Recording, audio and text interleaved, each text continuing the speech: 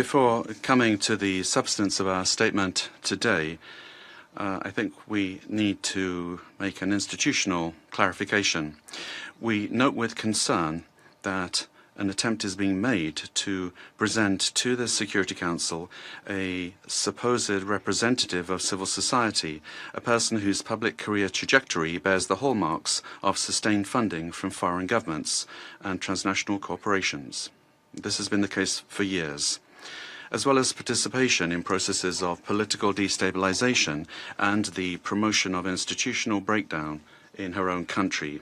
The instrumental use of this person to legitimize narratives of confrontation, justify the use of force, or minimize violations of international law does not contribute in any way to the purposes of this Council or to the strengthening of multilateralism. On the contrary, it erodes the credibility of the debates and distorts the Security Council's mandate entrusted with the maintenance of international peace and security. Mr. President, on January 3rd, 2026 is a date of profound historical significance, not only for Venezuela, but for the international system as a whole. On that day, the Bolivarian Republic of Venezuela was the target of an illegitimate armed attack lacking any legal justification by the government of the United States of America, which included bombing of our territory, the loss of civilian and military lives, the destruction of civilian infrastructure, essential infrastructure, and the kidnapping of the constitutional president of the Republic, Nicolas Maduro Moras, and the First Lady Cilia Flores. Venezuela comes before this Council today with a deep conviction that international peace can only be sustained if international law is respected without exception, without double standards, and without selective interpretations. The events of January 3rd constitute a flagrant violation of the UN Charter perpetrated by the US government, in particular the violation of the principle of sovereign equality of states, of the absolute prohibition of the use or threat of use of force against the territorial integrity or political independence of any state, as enshrined in Article 2, Paragraph 4, and a violation of the duty to settle disputes by peaceful means. Similarly, these acts also seriously violate the Geneva Conventions and its protocols, as indiscriminate attacks were carried out against the civilian population and assets. International human rights law has also been violated, particularly the right to life, personal integrity, and security.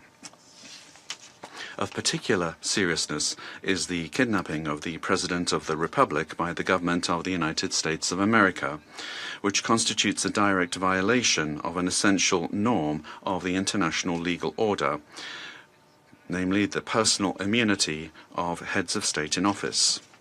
This immunity is not an individual privilege.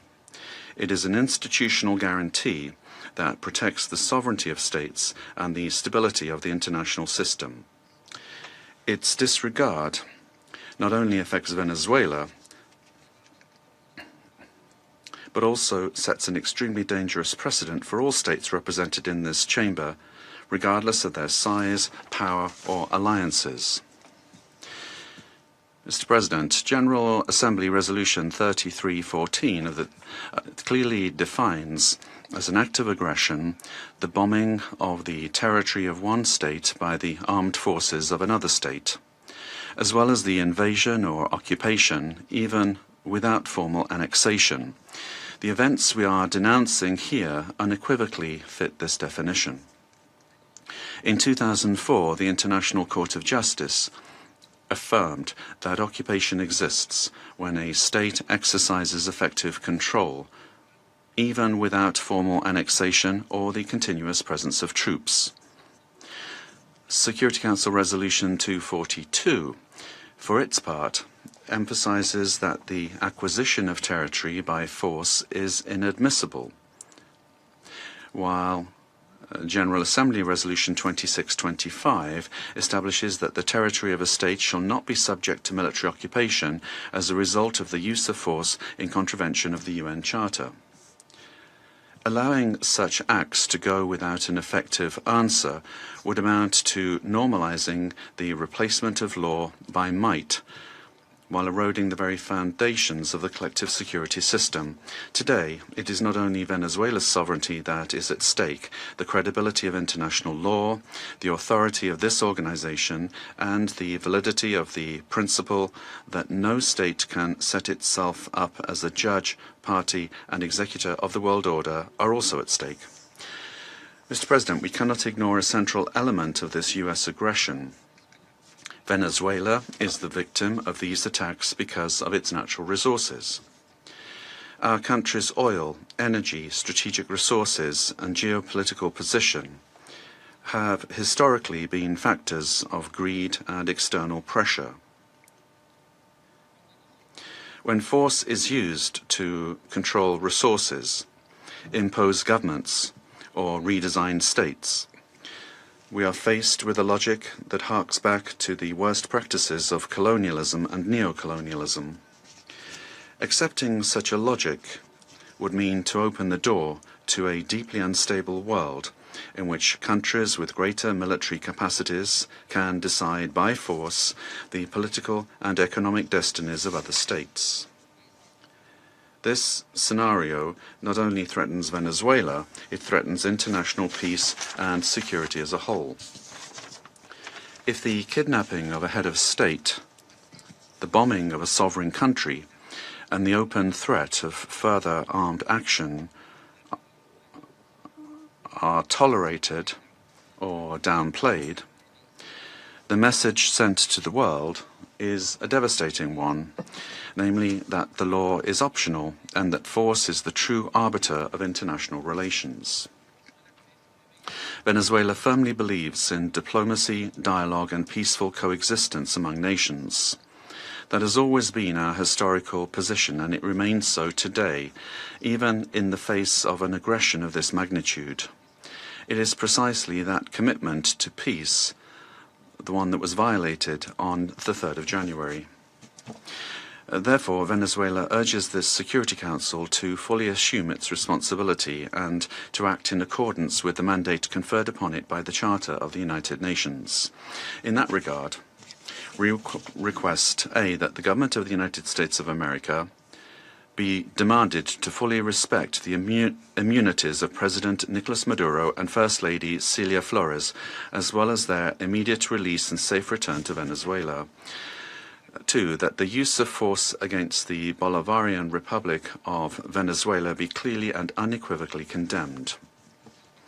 Thirdly, that the principle of non-acquisition of territory or resources by force be reaffirmed. And 4, that measures aimed at de-escalation, the protection of the civilian population, and the restoration of international law be adopted. Mr. President, in spite of the seriousness of the events, Venezuela would like to inform this body and the international community that its institutions are functioning normally, that constitutional order has been preserved, and that the state exercises effective control over all of its territory. In accordance with our Constitution, Executive Vice President Delcy Rodriguez is being sworn in as acting President of the Republic, thereby guaranteeing institutional continuity, stability, and internal peace. We wish to convey a message of serenity, confidence, and hope to the Venezuelan people. Venezuela is a nation that believes in peace, work, and dignity. Our commitment is to diplomacy and law, and the law is firm and unwavering. We defend our sovereignty without renouncing our values. We bet on dialogue without accepting imposition. We believe in a future of coexistence, development, and mutual respect among nations. We trust that this Security Council will rise to the historic moment facing humanity and choose the path of legality, collective responsibility, and peace. Thank you very much, Mr. President.